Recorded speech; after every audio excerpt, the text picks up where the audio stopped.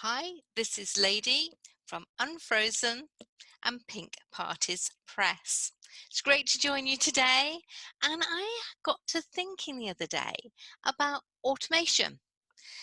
And the reason I was thinking about it was because we had problems with our car and we had to change it. But I'll come back to that in a minute. So, can you imagine what it's like if God is on automation, if God is on autopilot, as it were? Now, it's really helpful, obviously, as we increase our technology to have so much that makes our life easier, calmer, so we can get other things in, of course, and have more automation in our life.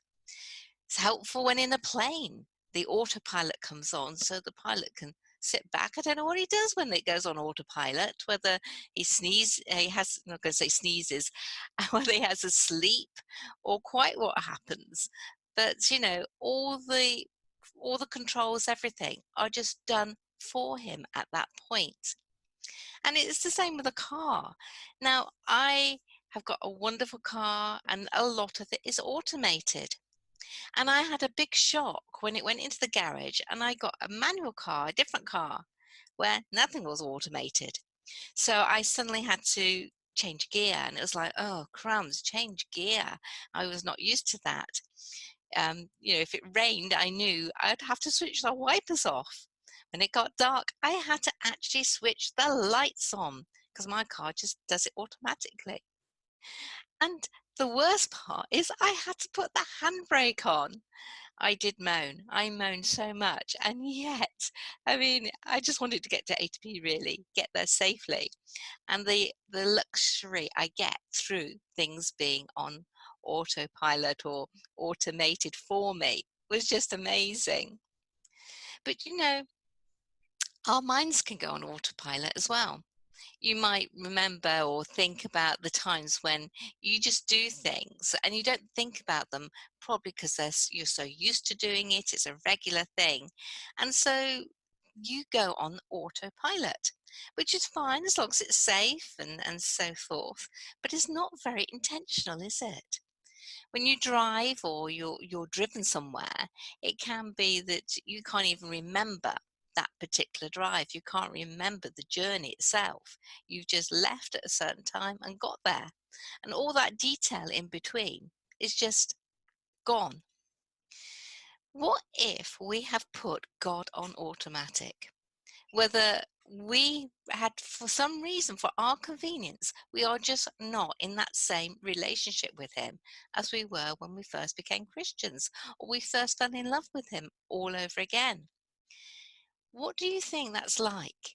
What is it like in any marriage when you suddenly go on autopilot, that you take each other for granted so much that it's as though, yeah, that person's in your life and everything is just automated. You're not thinking about things. Maybe you should.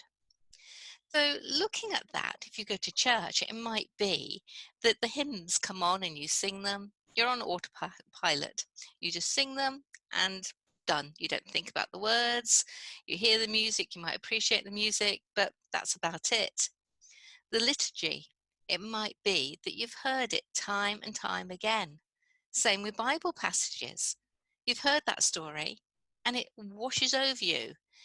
It's been spoken out front and you're just in your own little bubble, your own little world. You're thinking of other things because you've heard that story before.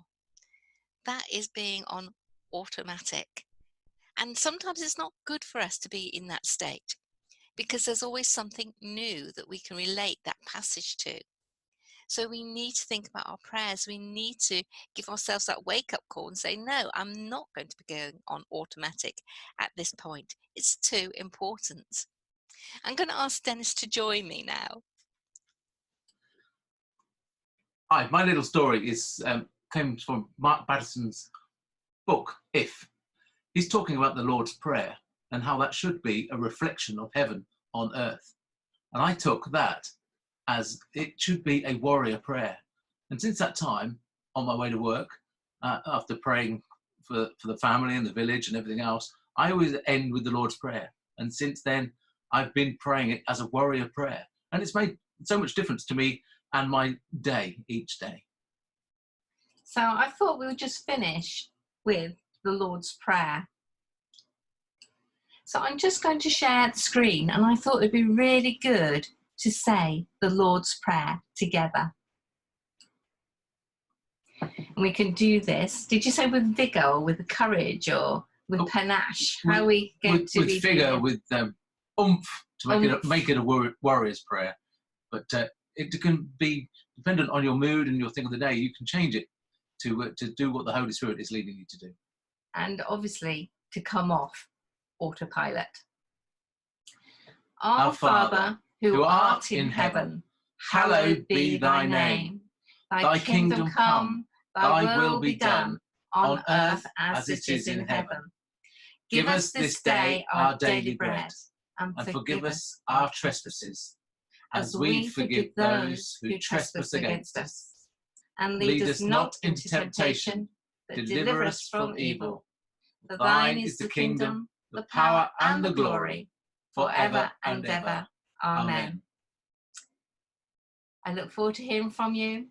Tell me what your vigour prayers are like, and whether you can change from autopilot to being in the moment. Lady Ladey, keep on frozen and keep the faith.